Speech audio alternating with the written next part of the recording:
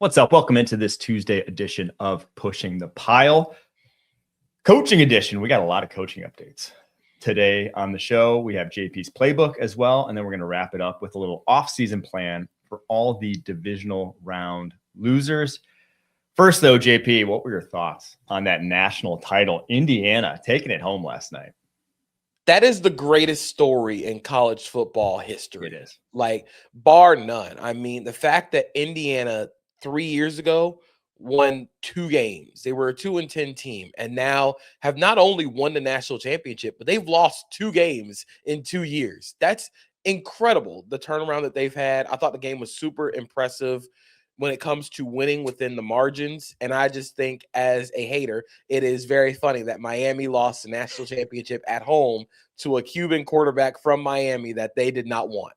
Dude, I mean, the moment with Fernando Mendoza, the 4th down draw play, 4th and 5 too, quarterback draw in that situation was to end in a score. They cut to his mom who has MS in the stands. Obviously she can't stand it. Like, that moment I was getting choked up. I was like, damn, this is truly why we do this, right? Like these are the moments in sports that you don't get in day-to-day life, right? It's like, it's special stuff like that as much as a Notre Dame fan and alum, I was like, I don't want a team from Indiana to win a national title before Notre Dame in my lifetime.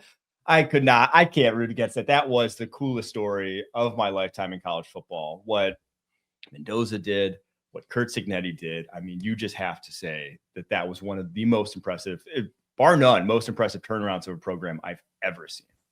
And the fact they did it so quickly, while also, like, we can say, like, oh, NIL changed how quickly they can turn this around, but a majority of that team is from James Madison. They took a quarterback from a 6-6 Cal team that, like, I was very high on, but a lot of people didn't think that this would work. Stephen Daly, one of the best pass rushers who didn't play in the playoffs, was from Kent State. Like, this was not supposed to happen, and it wasn't supposed to happen this quickly. I mean, Charlie Becker was their leading receiver in this game, and he had more tackles than catches midway through the season.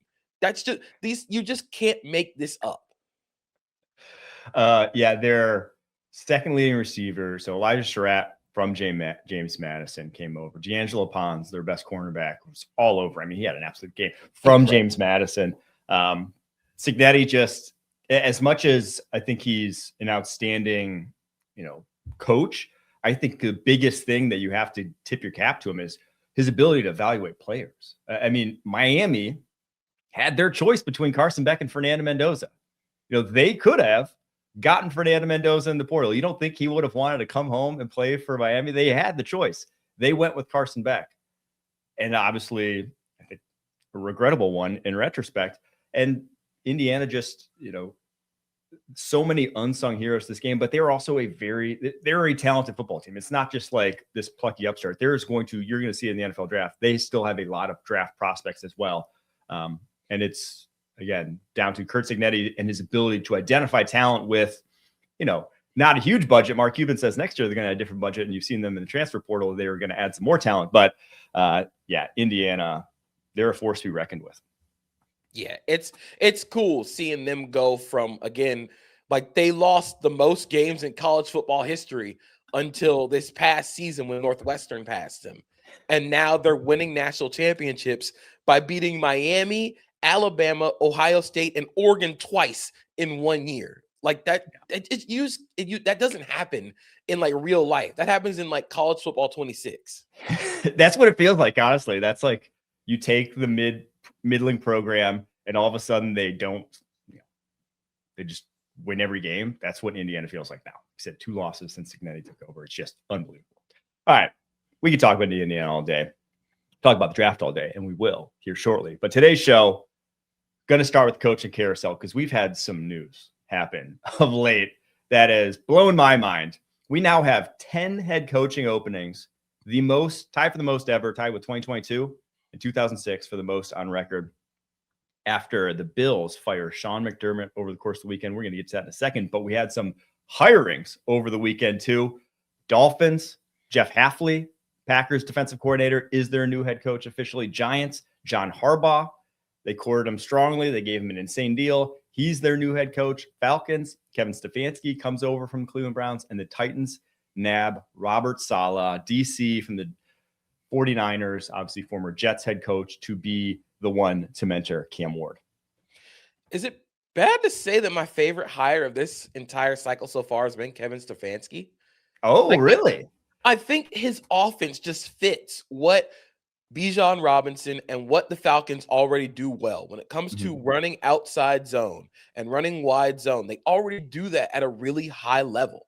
And so you get him with the talent of Bijan Robinson. You get him with Drake London in that offense. You get potentially, like, if you can keep Kyle Pitts around, I think this is a great hire to maximize the offense. And Kevin Stefanski has worked with stationary pocket passers before. I mean, he was with Kirk Cousins in Minnesota. He worked with Joe Flacco. Like, every year that they've had at least like competent quarterback play, they've been pretty good. And on top of that, you're able to keep Jeff Ulbrich around. You keep Jeff Ulbrich to coach the defense. Stefanski's going to call plays. You're bringing Bill Callahan over, which I do think has a little bit of variance given how it worked in Tennessee. But I'm really excited to see what he can do in a division that, once again, like I will always reiterate, the Falcons could have won the division last year and fired their head coach. They were a game away from winning that division. So they can turn this around really quickly. See, I was going to say my favorite one was actually the Titans and Robert Saleh. I like the John Harbaugh hiring for the Giants as well. I think that's a great, you couldn't have done better if you're the Giants. But I think Robert Saleh is the perfect guy to really turn things around in Tennessee, because offensively, Cam Ward is a leadership force. Like you're good on that side of the ball. They need someone who can really turn this defense around and do it quickly to complement Cam Ward. And I think this just gives two very complementary voices in this building. And Robert Saleh and Cam Ward, I think, will very much mesh with how intense both are and how much both are committed to winning football games. I just love that duo together. And I also think it's going to come with Saleh bringing over, obviously, a Shanahan tree sort of offensive coordinator, which I think is going to be good for Cam Ward and his development. So for all those reasons, I think Tennessee, which was, I think, as we said, not one of the most coveted jobs out there. There are other jobs that were far more attractive in this coaching hire. To get a guy like Robert Saleh, I think, is about as good as you could have hoped for the Titans. So my biggest question now at this point, especially when it comes to the Titans, is what is Matt Nagy doing? Like, his contract ran out with the Chiefs because everybody was expecting him to go be the Titans head coach. The Titans hired Robert Saleh. What does Matt Nagy do from here? Because the Chiefs have already hired a new offensive coordinator. Well, new in terms, they hired Eric Bieniemy again to be their offensive coordinator. But what does Matt Nagy do? And this is where I like the Robert Saleh hiring for Tennessee. I do wonder who he chooses as his offensive coordinator. He has a wide net to pull from, especially with his experiences with the Shanahan offense. I do wonder if the Mike Borgonzoni, the GM of the Titans, sort of strong arms Nagy in there as the play calling offensive coordinator. Oh, interesting. If he does, I am so much less enthused about it. I hope not. I do not think this is going to work if Nagy is calling plays, but I'm curious again to see who from Saleh's wide array of connections he pulls. I mean, if you watch the Chiefs offense this past year, it's hard to be like, yeah, Matt Nagy's, that's the guy we want, right? I mean, that's why him as the top candidate was always kind of like, nothing besides the fact that they worked together would suggest that Matt Nagy should be the best guy to develop Cam Ward. I mean, he kind of had his chance with a top 5 pick. It didn't work out whatsoever with Mitch Trubisky. You can blame Trubisky, sure, but like, it's not like Matt Nagy's offense was anything special outside of that. So yeah, I don't know what happens with Matt Nagy. I hope he didn't put all his eggs in this basket, but I don't think he's going to get one of these other head coaching opportunities. There's too many names now that I think of guys who are quality head coaches that were just fired that are going to slot into these head coaching openings, in my opinion. Yeah, now with Sean McDermott in the coaching pool, it just feels like everybody gets pushed down the pecking order, and you might see a lot of teams start to, again, sort of re-examine where their coach stands. But also, like, if you're a prospective coach, head coach candidate, then it's it's not looking great for you right now. All right, so there's 6 openings. We're going to do a little musical chairs here. We have the Bills, the Browns, the Cardinals, the Raiders, the Ravens, the Steelers. In my opinion, there's a tier of head coaching candidates right now that's kind of like the upper echelon. I think there's five guys I'd put in that for obviously 6 openings, and it's Clint Kubiak, the OC for the Seattle Seahawks, Brian Flores, DC for the Minnesota Vikings, Mike Tomlin, Jesse Minter, DC for the Chargers, and then Sean McDermott. So 2 fired head coaches, 3 up-and-coming coordinators. And then after that, you kind of have like, do you retread Mike McCarthy? Do you retread John Gruden? Does Joe Brady get a shot to be head coach for the Bills because of what he's done offensively for them? After those 5, though, I think there's a lot more question marks, but I feel very good about those 5 filling 5 of these 6 openings, unless one of them, Tomlin or McDermott wants to take a year off. So how do we see these shaking out? So do we want to alternate by the opening? Because I think the Browns are probably just going to promote Jim Schwartz. Okay. So they're the team that's the odd man out for this top 5. Yeah, it's just tough. It's just tough to convince like a Sean McDermott or a Clint Kubiak to come in and be like, yeah, we're really in the tank cap space wise. There's a QB anchor. You have 2 first-round picks, but you're probably not going to get a quarterback this year. Good luck. But you do have Myles Garrett. And I do think there is something to retaining the defensive coordinator to make sure that the defense remains intact. I'm curious if Nate Steelchase, or Shieldhaas, the pass game coordinator for the Rams, I'm curious if he gets another look. But, with the Rams still being in the playoffs, it's tough for him to get another interview. I've heard Grant Udinski, the Jaguars offensive coordinator, is also still strongly considered for this job. But if the Browns don't hire anybody post this weekend, if the Browns don't hire anybody this week, I do think they're waiting for Shieldhaas. That's what I was going to say. Is I think you either go promote from within or you just go complete. I mean, Shieldhaas or Udinski would be just like complete unknowns, so to speak. I mean, Shieldhaas been in the NFL for 2 years, right? Udinski's 30 years old. You go with the guy who is the wild card, so to speak, that, hey, maybe you catch a Sean McVay. Maybe you got a guy who truly is a special offensive mind that just for the sheer fact of their youth isn't considered, isn't going to be in demand because we just don't really know who they are. So I think that's their best route because, let's be real. Sean McDermott's not just going to go coach the Browns. Not a lot of guys are just signing up to be like, hey, yeah, you don't have a quarterback. You have a terrible cap situation. Let's try it out. Not a lot of guys are going to, unless they are looking to prove themselves like one of those 2.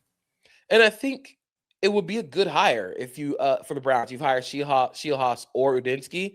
I do think both guys are very widely respected around the NFL, especially Udinski, because of the work that he's done with quarterbacks, both in Minnesota and in Jacksonville. People have raved about his ability to connect to and talk to quarterbacks. I think that's going to be huge for whatever the Browns do next. Shieldhaas obviously has a lot of respect within the Rams organization when it comes to pass game coordinator.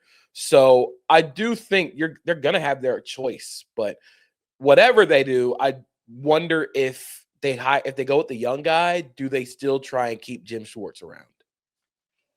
We shall see. All right, let's do the Bills.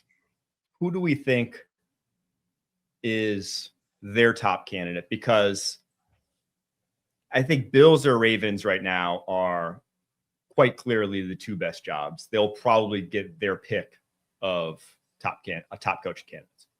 So off rip, I do think that I'm not going to say they made a mistake firing Sean McDermott, because I do think that when you come up short so many times, someone has to pay the bill.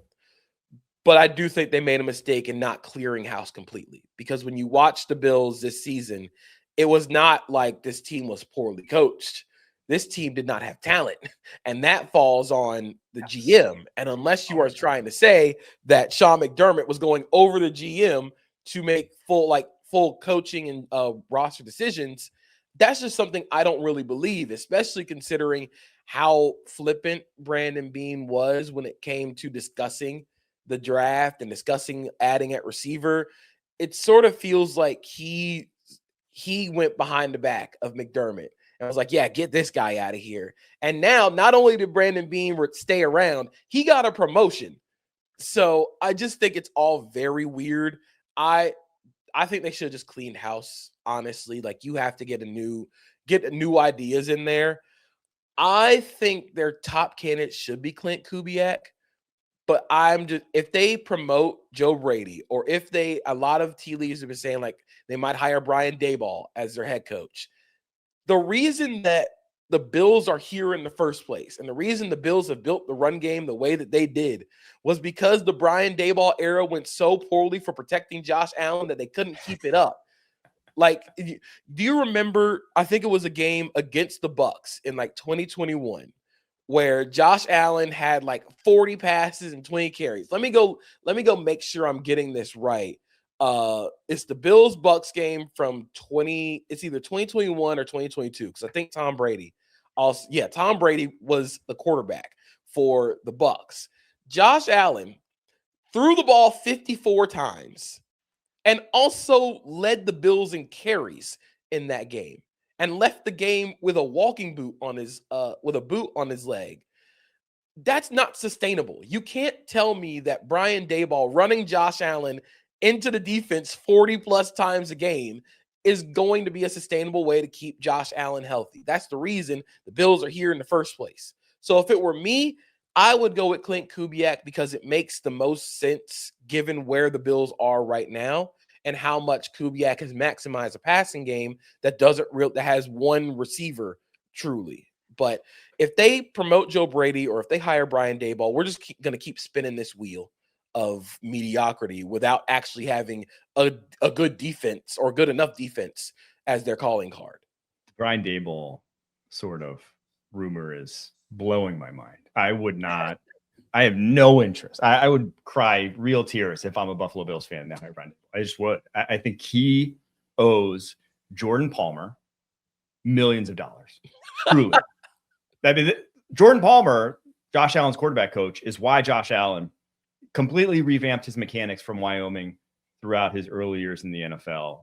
That is why Josh Allen turned into Josh Allen. It's like, it is not anything Brian Daboll did from a schematic standpoint. It was the fact that Josh Allen became accurate. Josh Allen went from one of the most inaccurate prospects to one of the most accurate quarterbacks in the NFL. Like, that is it. And it was Jordan Palmer, so his quarterback coach. So Brian Daboll, obviously, you look at what he did with quarterbacks in New York, and it's like he got them all killed. He gets his quarterbacks just demolished, whether it's Daniel Jones, whether it's Jackson Dart. There's a common theme of being oft injured. So, I don't want no part of that if I'm the Buffalo Bills right now. Clint Kubiak's the guy for me here. If you really, and especially when you don't have wide receivers, right? I think he's uniquely adept at scheming around that. And especially with the offensive line they have. I think they have the ability to do what Clint Kubiak's offense has done the past 2 years. And I just think the results speak for themselves at this point with him. That he's just one of the best offensive lines and best play callers out there. Yeah, it just makes sense for Kubiak to take over this, where the Bills are offensively. I think he can also pull from Mike McDonald's tree when it comes to defensive coordinator. He spent time in New Orleans. You could potentially pull from there. You have different areas that you can go to if you want to retain that defense. But even then, like, I wonder how much of this Bills team is going to change with a new head coach, because again, the roster was really the problem. This team didn't have talent, and that falls on the GM. Oh, I 100% agree. I mean, they were so injured this year, the most injured team in the NFL, still kept it together. To me, that's a coaching thing. And I mean, the fact that they had Mecole Hardman out there playing crucial snaps that basically cost them the game, right? The drop he had on the final drive is why they're not playing this upcoming week. And Brandon Beane to go on radio after the draft and complain that about getting criticized for your wide receiver room, and then have your wide receiver room be Brandon Cooks as your wide receiver one, is just incomprehensible. So Yeah, I agree. All right, we got to take a quick break. After that, we're going to fill the rest of these 4 openings and then get to JP's playbook. You can't count on accurate expiration dates. No, that is a rookie mistake. Or the kindness of strangers. But thanks to CBS Sports, you can always count on Sundays with the NFL on CBS and Paramount Plus. We gave the Browns Nate Shieldhouse, gave the Bills Clint Kubiak. Let's go Ravens next. I think they'd be next in the pecking order. Who do we put as the next head coach there? It's tough because I feel like the Ravens and Steelers are both sort of fighting over Brian Flores. And whichever team doesn't end up hiring Brian Flores will probably be it'll probably be whoever goes in the AFC North. I am going to give the Ravens Brian Flores in this scenario. Okay. I think that he gives them a lot of toughness. I think he gives them the grit and the mentality that they really lacked when it came to just the closing moments of games. They lacked a killer instinct. They lacked an edge. And I think Brian Flores will give them that. I think his defenses have been incredibly unique and incredibly varied to the point where it would really help a lot of the guys on that defense. And just imagining what Brian Flores can do with Kyle Hamilton would be so much fun. Yes. And I think you can pull from Brian Flores' time in Minnesota as your offensive coordinator. You can pull, I believe it's which McCown is the QB coach in Minnesota. Is Josh? I think it's Josh McCown. Josh McCown as your offensive coordinator. And I think that would make a lot of sense for what Lamar Jackson needs and for what this offense needs. So I would go Brian Flores. I like that. And I love now Ardarius Washington, Louis Gilman hidden free agency, but if they re-sign those guys with Brian Flores and what he does with his safeties, that just the ability to deploy 4 safeties who have, at least in terms of Starks, Washington, and Kyle Hamilton, all have slot versatility. All can go down and cover if you really need them to. I think this Ravens defense would be a very quick turnaround if they hired him. I think it's either him or Jesse Minter, truthfully. It's one of those two at the end of the day. I'd be very surprised if the Ravens go anywhere else just because there's not a lot of offense coaches out there, right? I think Clint Kubiak's the one. And then after that, I'm not sure anyone else is really moving the needle for you on that side of the ball.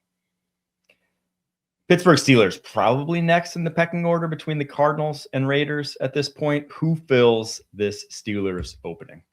So I think if the Ravens don't hire Brian Flores, the Steelers will hire Brian Flores. But if they're not able to get to Flores, I think the Steelers hire Chris Shula, the Rams defensive coordinator. Again, the Steelers hire young. They want their coaches to be around for a long time.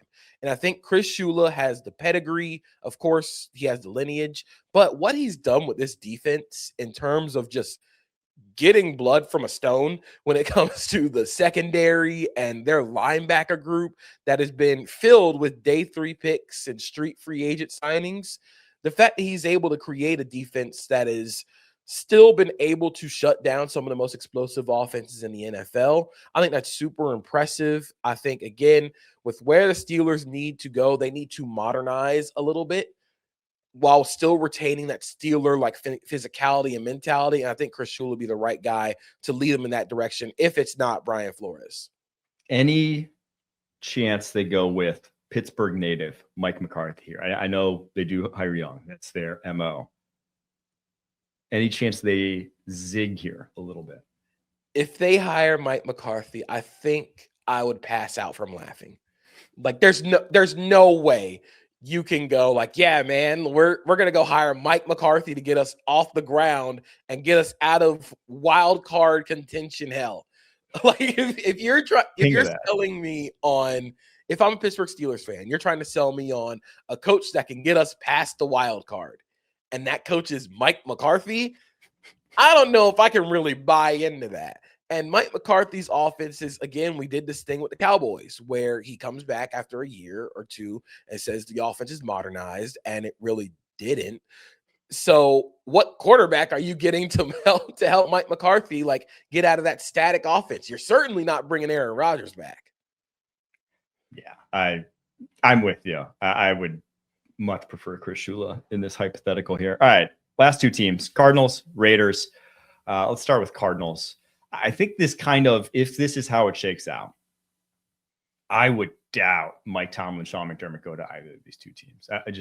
I think they have enough cachet to hold out for better head coaching openings than Cardinals or Raiders, in my opinion. So I think you'd have to go a little bit off the beaten path then at this point. Honestly, I kind of like Sean McDermott with the Cardinals. I kind of do. When you think about what the Cardinals need when it comes to getting up off the ground, I think Sean McDermott does a really good job of maximizing the limitations of a defense, as we have seen before.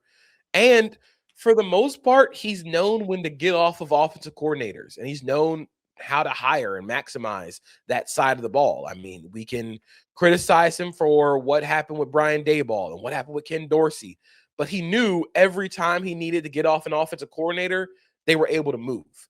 And I think the biggest thing is if he can get his defense modernized the way the Bills modernize their offense. And again, that might be a personnel issue, which goes back to Brandon Beane. If he's able to just get that defense to be a little bit bigger, like I could see it working. I mean, the Cardinals just need to be competitive. And I think Sean McDermott will get them too competitive if he wants that job. Oh, I think that'd be a slam dunk for the Cardinals, truthfully, which is where they're at. But I don't know how attractive that job is going to be. Honestly, I think when we ranked him, I had the Raiders as a more attractive job than that, just because you get the wild card of Fernando Mendoza at this point.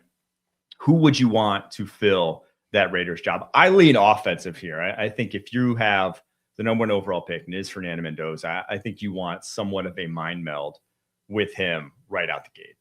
Maybe I'm just wish casting here. Mike McDaniel and Fernando Mendoza would go kind of hard. Oh, that would be kind of sick with all the RPOs that Indiana put in their offense. And even when Mendoza does like straight dropbacks, his confidence and his ability to read out post snap, I think fit perfectly with the Mike McDaniel offense. The run game stuff Mike McDaniel could do with Ashton Junty, like that would be really cool. And you don't have to worry about cold weather games anymore because you're in Las Vegas and you're in a dome.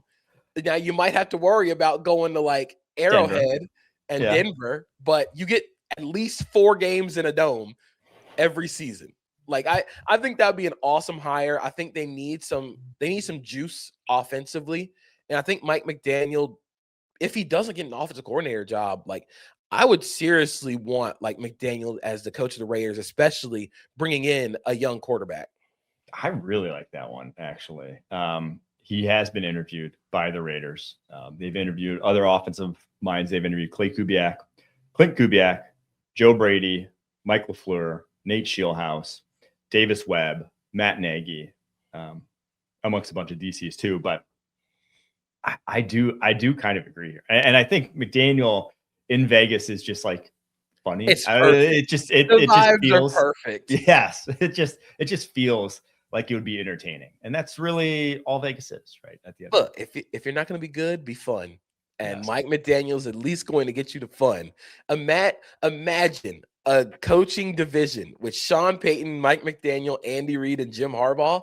That's like the most personality of like any division in football. Yes. I'm all in. You've convinced me. Mike McDaniel, your next Raiders head coach. We all need to see it. All right. It'll be fun to track. We will be on it when the moves happen. Get to the playbook, though. We got a jam-packed playbook today, JP. Big playbook today. We got them all from the divisional round, all divisional games. We're going to start in Chicago and Los Angeles, where I think one of the many like games within a game between the Bears and the Rams were the use of nickel pressures by Dennis Allen, the Bears defensive coordinator, and how the Rams chose to beat them. Did a thread on Blue Sky the other day where you just tracking all of the nickel pressures that the Bears sent that really affected how the Rams wanted to play.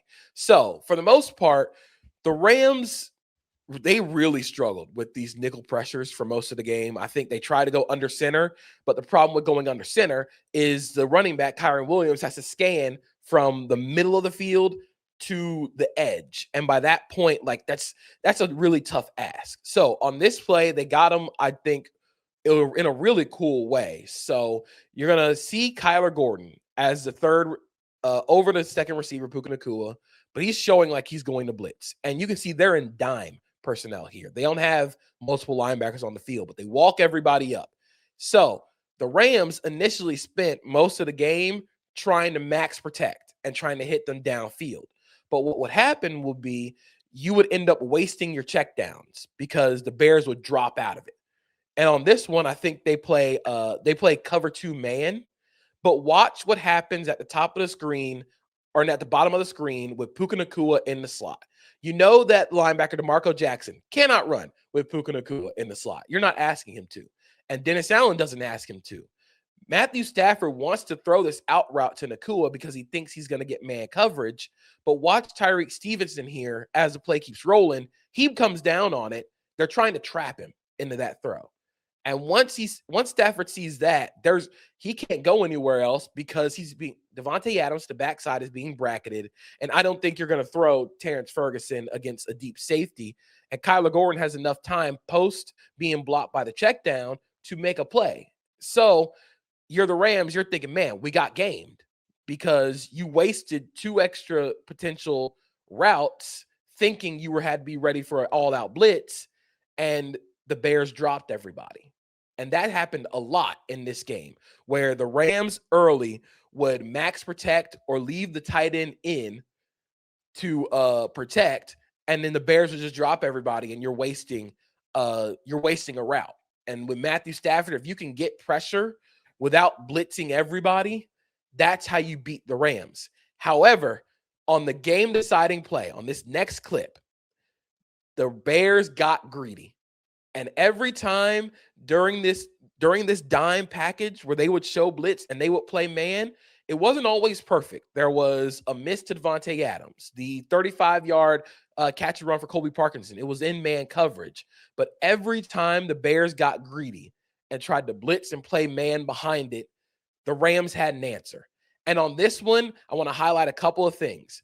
Look at how far off the safety is playing off of Nacua because he has to keep up his disguise. So you're thinking, like, look at all the birds on the fence. That's what you call it defensively. All the DBs are on one line except for the DB on Devontae Adams because you want to try and get a press. You don't want him to get a free access into his route. But because that gives Puka Nacua enough space to work after the catch, Puka's going to win most of the time, especially with how strong he is after the catch. But if you run the play back, there's something I want to highlight. Blake Corum takes out 2 defenders with his pass protection. And that's where the game really changed. The running back started whooping ass in pass protection. Look at Blake Corum take out Tremaine Edmonds and knock Edmonds into other DB blitzing. And that's what the Bears would do. They would send both DBs off the edge and either drop the linebackers or drop the defensive tackles. And they got the Rams got gamed a couple times when they dropped the linebackers or dropped the defensive tackles. But the Bears got greedy with the game on the line, and the Rams had the perfect game plan. And how this changed is because they had 4 guys out in the route. If they had 3 guys and you kept a tight end to max protect, you probably don't get this because you have a 2v1 with Nacua. So I think it was a really good job by Sean McVay, who didn't have a great game, of just trusting his guys and trusting the pass protection and just letting your stars go be stars. Couple things here. First, I'm not sure I can remember a starter backup combo at running back more identical than what the Rams have in Connor Williams, Blake Corum. Like, literally, I cannot tell which running back is out there on any given play. They are the same guy.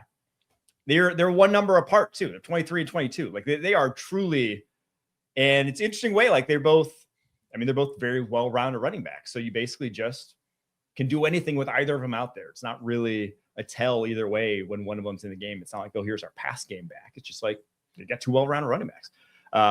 That one.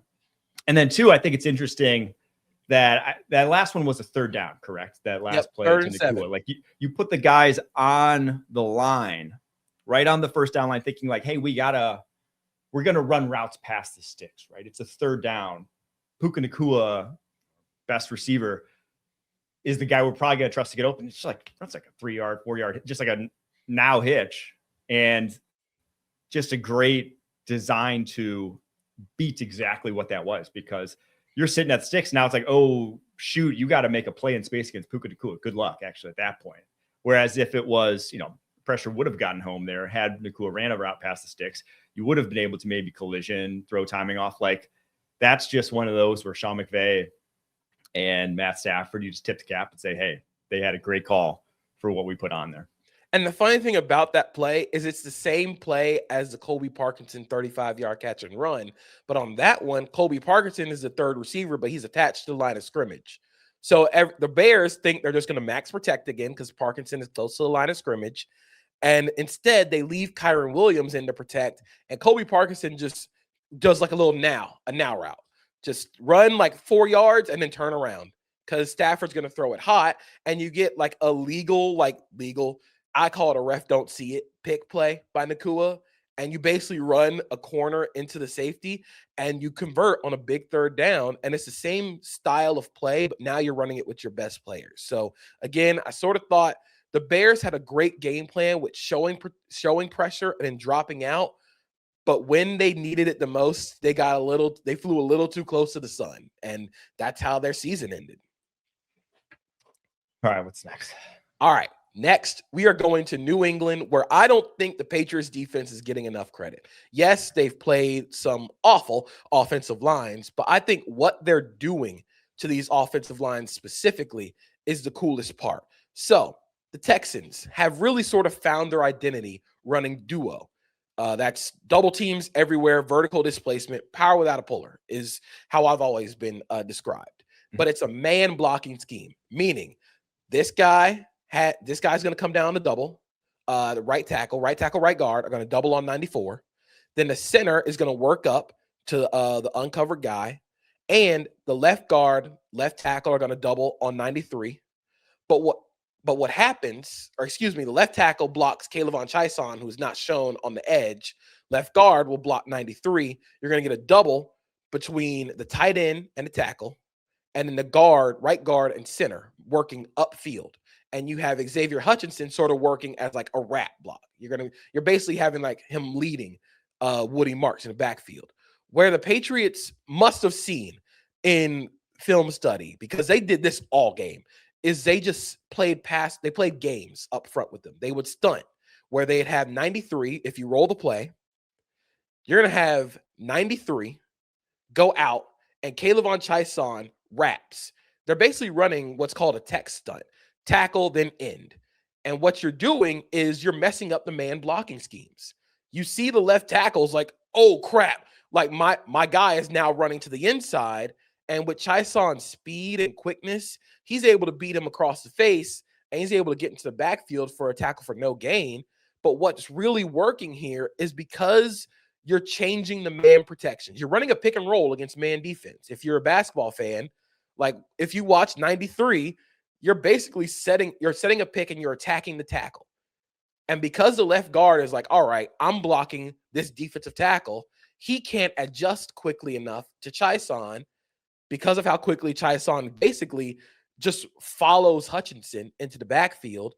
And it makes a great play. And the Patriots did this a couple times, actually. They did it to the other side with Anthony Jennings during this game, and they ran it between Milton Williams and the nose tackle. I believe it was Kyrus Tonga early in the game. And they were just throwing off all their duo runs by playing playing games up front. You can call them pass rush games if you want, but run stunts have become much more effective in the NFL. You're seeing a lot more teams lean into it. And if you watch the national championship last night, Indiana slowed down Miami's duo runs by doing that exact same thing. They would spike Mikael Kamara inside, and they would loop either the defensive tackle outside or they blitz a linebacker off the edge, and you're basically changing the picture up front. We talk about changing the picture in the secondary when it comes to post-snap rotation. I think it's just as important up front now with pass rush games, with stunts, and it's why you need players like an Anthony Jennings, like K'Lavon Chaisson, who wins with quickness, but also why you need guys like Corey Durden, who are willing to do the dirty work at defensive tackle. So I think the Pats aren't getting a lot of credit for what they're doing defensively, and I think it's really cool.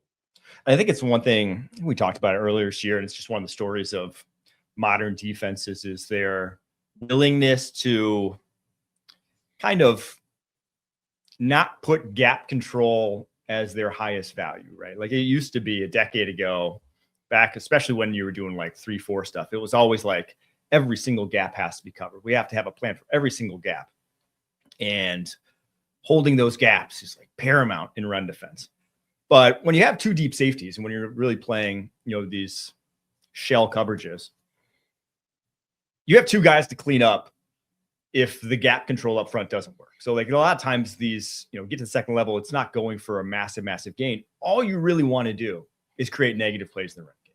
You want that first down carry to go for -2 yards, to put them behind the chains. And then all of a sudden, once that happens, your drive success rate plummets, right? Any drive that has like a negative play on it, more often than not, those are the drives that just kills your success rate as an offense, kills your conversion rate in terms of first down. So that's really all defenses are trying to do, is get you to get those negative runs. And if you lose a gap here and there, if we have one play that goes for a 15-yard, you don't worry as much as just consistently giving up 5 to 6 yards from white boxes is something you really don't want to do if you're a defense. That's what brings you to your knees.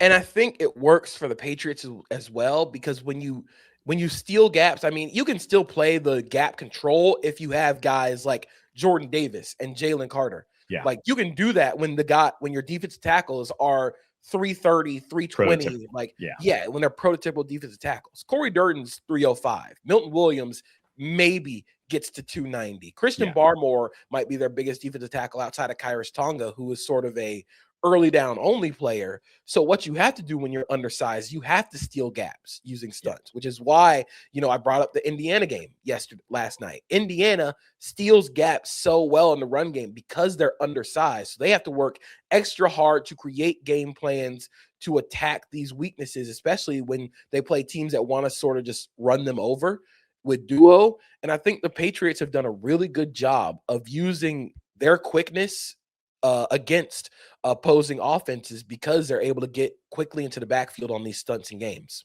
Yeah, again, helps when you have some elite DTs. But as you said, these aren't, Christian Barmore's not a hold the gap DT. Milton Williams is not. Like they are penetrating DTs. So use them like penetrating DTs. All right.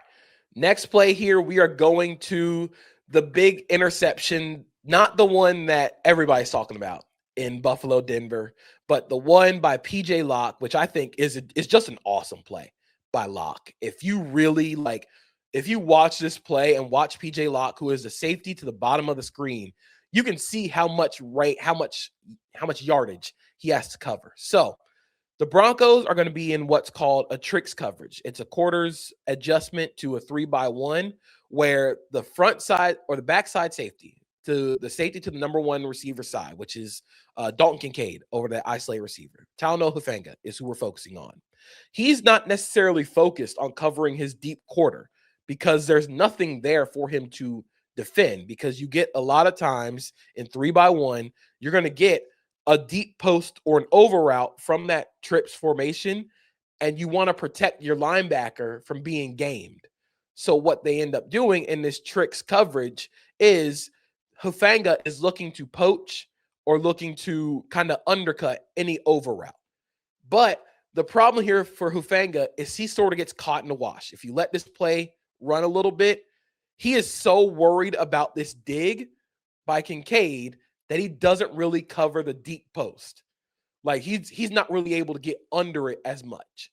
But watch PJ Locke get on the horse. Like this is an insane play from across the field. It's a super incredible play, especially when you have to go over the top of the deep post. And you can see Josh Allen go like, oh, I got it. Like I got him. And he sort of underthrows this ball. He puts air under it because he thinks that he might be able to lollipop it in. But PJ Locke makes an awesome play. I think the Broncos have really sort of grown this season when it comes to their secondary coverage, especially with Hufanga, who still gets got in man coverage and still is going to swing and miss sometimes. But when you have guys like PJ Locke, when you have guys like Pat Surtain, I even think Riley Moss has even played well in this secondary. Like Vance Joseph has really created a defense that can make plays on the ball at any time. And this one was huge in the flow of the game. Yeah, that was, I mean, when he let it rip, I was like, oh, it's got it. And then probably a touch underthrown, what brings it back into it. But still, that's for a cover 2, deep half safety to range opposite side of middle of the field, opposite side of the hash mark is just, that's when you know you got a good jump on that ball. This is center field.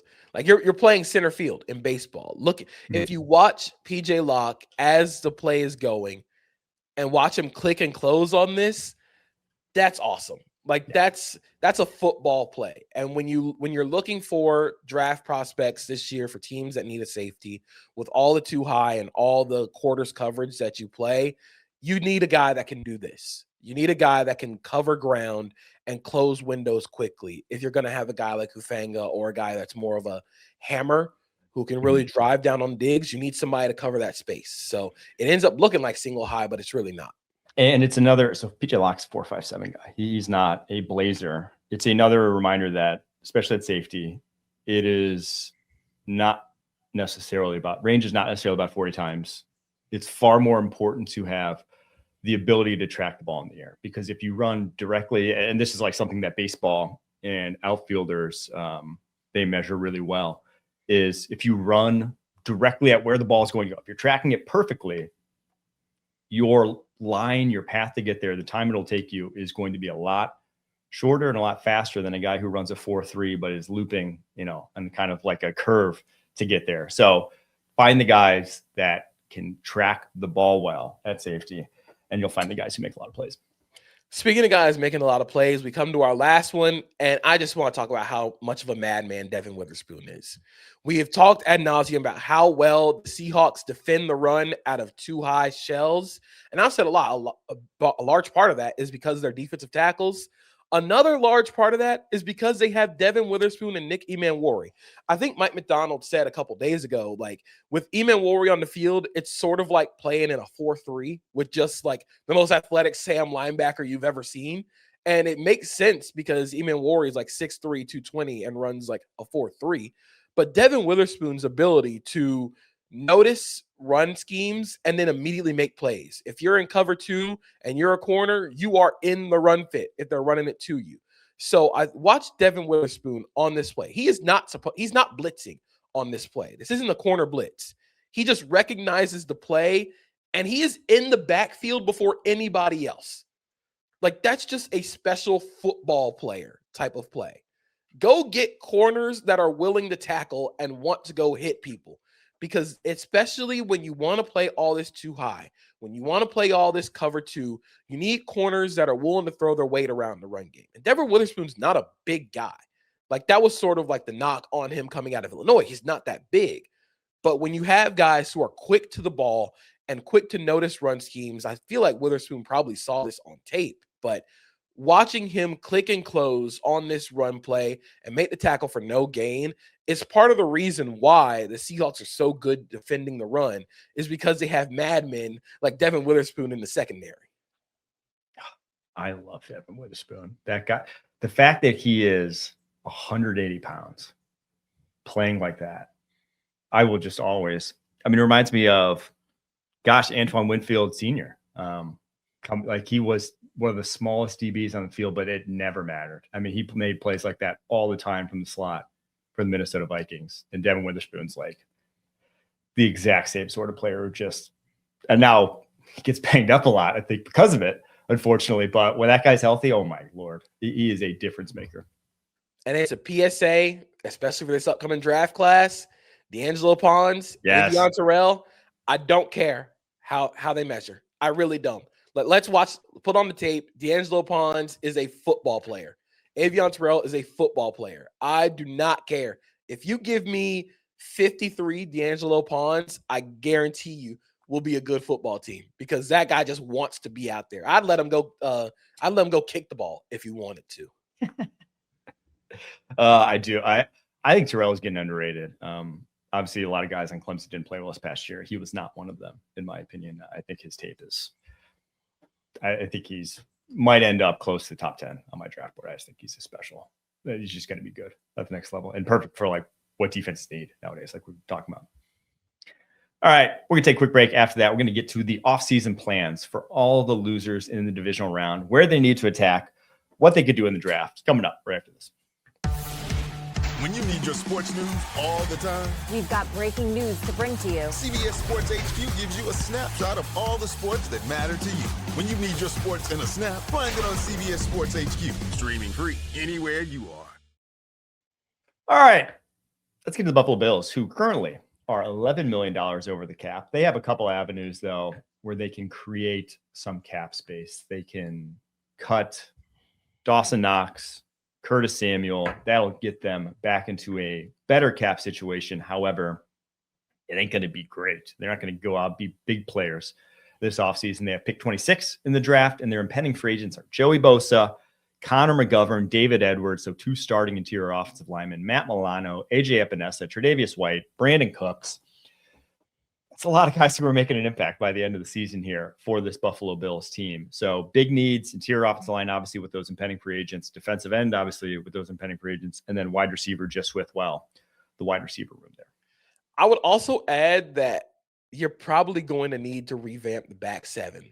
Like the Matt Milano discussion is going to be very interesting, especially because Terrell Bernard can't stay healthy. He did not play during this entire playoff run. So Shaq Thompson in his stead played really well. I think you re-signed Shaq Thompson because he gives them the energy and like the urgency in the run game that they really sort of lack. But the discussion about Matt Milano and Terrell Bernard is going to get really interesting because neither guy can stay healthy. And if you end up losing Matt Milano, who was going to take his place? It's going to be really interesting what they do with the 26th pick because, like you said, they need a receiver. They need a guy who can create separation. But in this class, like when it comes to pure separators at that range, you could potentially be out of, like our last mock draft we did, Casey Concepcion is off the board. Yeah. Like you might be out of luck when it comes to pure separators in this class. So it wouldn't surprise me if they go defense because they need speed. They need urgency at the second level. And it sucks that Maxwell Hairston barely played this season because you don't really know what you have at corner. Because now if you have a guy in Terrell and Christian Benford who can't stay healthy, if you have a guy in Maxwell Hairston who also can't stay healthy, and then you need more safety help. So there's so much that has to get fixed with this team that it sort of is a reminder of how far this team actually went in the playoffs. If I'm the Bills and I'm looking at this draft class and like where I could take, Casey Concepcion's probably my dream scenario in terms of a guy that's going to make an impact. But as we said, he's a dream scenario for a lot of teams because he can get open, and a lot of teams need that in today's NFL, and he's good after the catch too.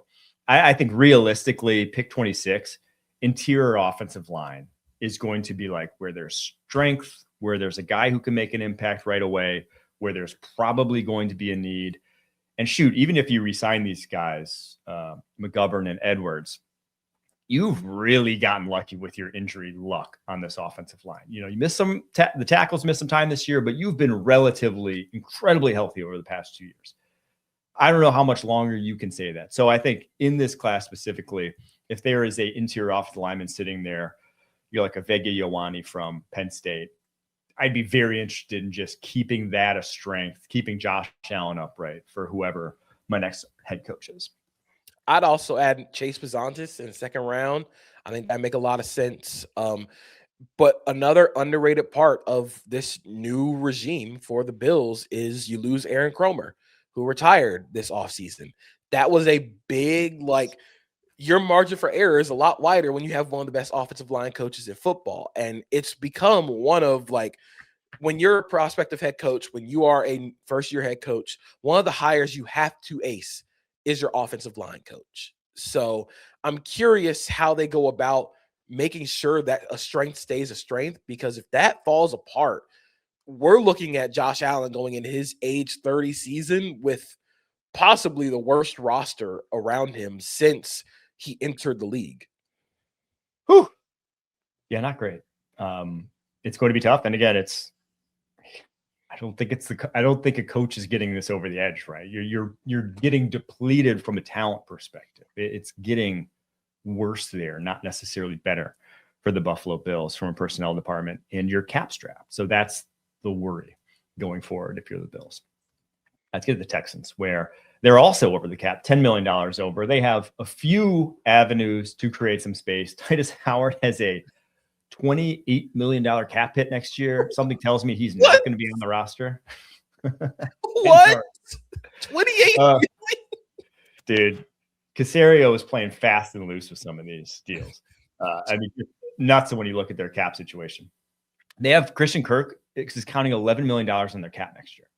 Christian Kirk is counting $11 million on the cap next year to not play. He's a free agent. He's counting $11 million on the cap next year. So talk about cap situations that are mismanaged. The Texans are in a weird spot. They have Dalton Schultz having a $16 million cap hit next year. Something tells me he's probably going to be gone. Joe Mixon, $8 million cap space. Like, there's avenues to create some space here. They will push all those buttons. They will get under. They probably can even create enough that they can sign some guys in free agency should they need to, because, well, I think they're going to need to. They have pick 28. It's not premium draft selection. They have some impending free agents, Ed Ingram, Trent Brown along the offensive line, who was kind of like, that was your best lineup was when those two were in the game. Sheldon Rankins, Nico Autry along the defensive line, and then the aforementioned Christian Kirk. So offensive line, running back, DT, your obvious needs here, potentially tight end too if they do cut Dalton Schultz. We'll see what they do, but I think they'll at least have a little more money to play in free agency, or at least re-sign some of these impending free agents. What I'm very curious in is the CJ Stroud 5th-year option and extension discussion, because while I do think Will Anderson just gets a blank check this offseason, put whatever number you want on there and they will sign it, because he's one of the 3 best edge defenders in football. But the Stroud discussion becomes a lot murkier because he did not play well to finish this season. He was awful to finish the season. And you really wonder, like, have all the hits that he's taken starting to take an effect on his overall play? Those flaws, we talked about it after the game against the Patriots. We talked about how those flaws that he had coming out of Ohio State became major cracks when pressure is in his face, when there isn't a good offensive, or at least a passable offensive line in front of him, which you need an offensive line to succeed. But I do think for the Texans, the clearest route to success is just revamping the offensive line, because the best part about this defense is that they're all young. They're all on rookie deals. Kalen Bullock is on a rookie deal. Derek Stingley's already gotten his big deal. Kamari Lassiter is on a rookie deal. You're going to have to pay Will Anderson Jr. this year or next year, but for the most part, your core is locked in. If you can just get 5 passable offensive linemen, just get to a league average offensive line. Maybe that means you re-sign Trent Brown. Maybe that means you spend pick 28 on a guy like Caden Proctor and move him to guard if you want to get some physicality. Maybe this is a spot for a guy like Monroe Freeling where you can play him at right tackle. Or you can move Ursary to right and play Freeling at left. Like, you have to just throw picks and bodies at this offensive line until something works, because you can't keep doing this. The worry is obviously like, hey, you've actually thrown a lot of picks. You 3 straight years they've used a second rounder on an offensive lineman. They've signed a bunch of guys in free agency. They traded for Ed Ingram, and that was still the result, right? So that goes back to Nick Casario. That's obviously worrisome. And there's nothing more worrisome, though, than just like CJ Stroud. I mean, if that's what you're getting in the playoffs, you're not winning the Super Bowl. You're just not. And so I do agree that the 5th-year option conversation is going to be very interesting, because he's getting worse. I mean, flat out does not look like the guy we saw as a rookie. And that's always concerning. It was concerning when it was Baker Mayfield doing the same. I mean, Baker Mayfield's best year in Cleveland was his rookie year, and consistently kind of went downhill after that. That is not the trend you want from a franchise quarterback. So we'll see. We'll see what the Houston Texans. All right, Chicago Bears. $4 million over the cap as well. A lot of teams with a lot of cap massaging to do here going forward. They obviously have another team with the Holy Grail, the quarterback on the rookie deal that they can build around. They have some avenues that are very easy to create that cap space. DJ Moore, gosh, the Dayo Odeingbo contract looks terrible in retrospect. He has a $20.5 million cap hit this upcoming year. Jonah Jackson at least played well, but he has a $19.5 million cap hit this upcoming year. There's some big numbers on here. Would not surprise me if Tremaine Edmonds is not on this team next year with a $17.5 million cap hit. There are avenues to get better. They have some pending free agents. Jaquan Brisker, Kevin Byard, both safeties, Nashawn Wright, CJ Gardner-Johnson. So a lot of guys in that secondary. Olamide Zaccheaus, Andrew Billings as well, hitting free agency. They have picked 25. I think they still really need a left tackle, especially considering Trapillo's injury was a patellar tear.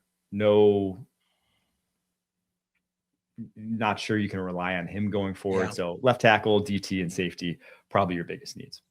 The good news for the Bears is you're ahead of schedule. Like the offense at least has your core players locked in. But like you said, like the defense is going to take some major restructuring. I think they try and restructure a lot of those deals.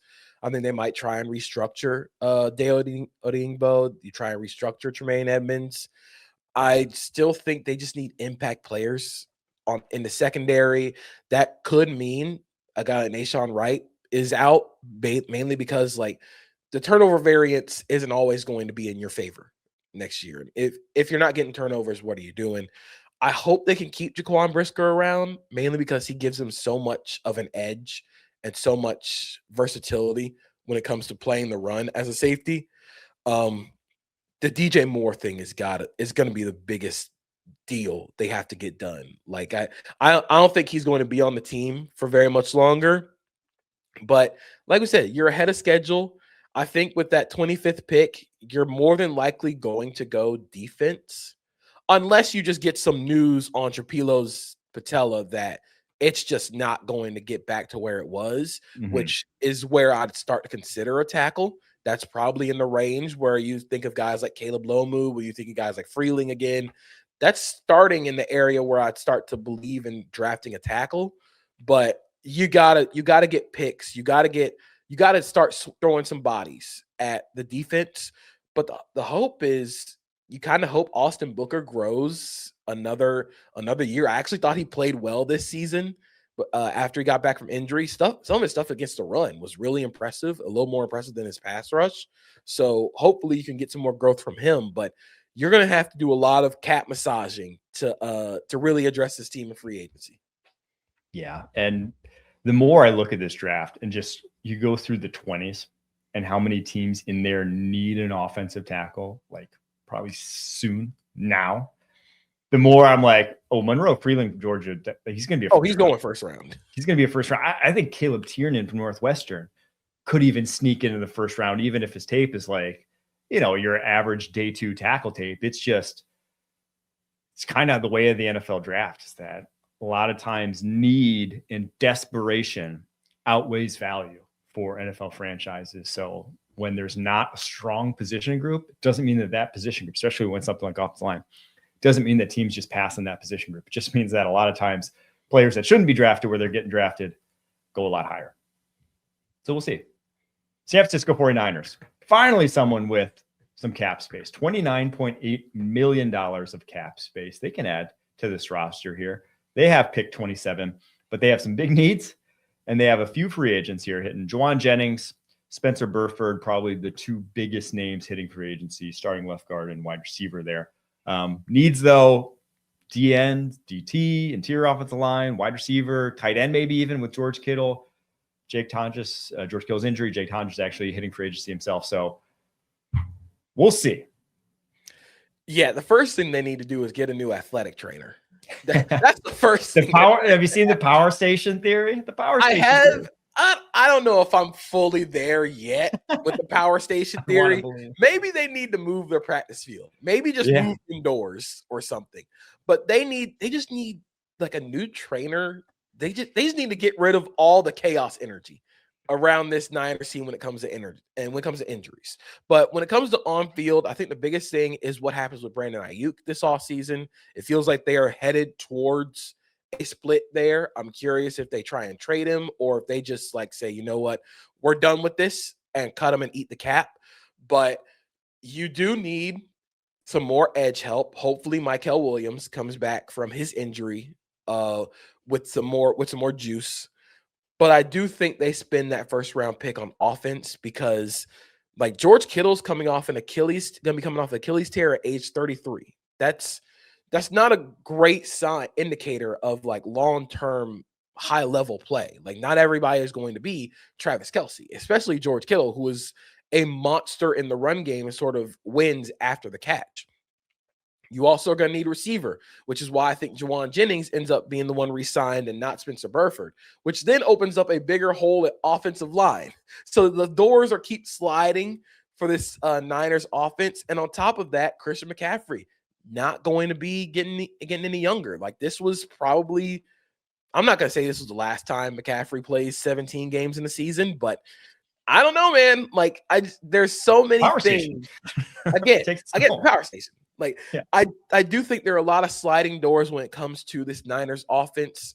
I would go skill position in the first round just to keep the juices flowing with that offense. Yeah, that's what it feels like to me. Is what's the closest thing to getting you back over the hump, right? I mean, if they had Brandon Ayuk, if you really had your full complement of weapons, I'm not saying you're going to beat Seattle, but like it just looks like a different game when you're facing Seattle, when you're facing the Rams in your division. That's the quickest way to get you back over the hump. So I agree that they are very much in play for some sort of playmaker at the back end of the first round, maybe even on day 2 as well. But there's so many options though for this team. There's so many avenues where this team can get better. There's so many holes, whether it's left guard, whether it's pass rusher, whether it's I mean, anywhere in the back 7, you could probably add talent to as well.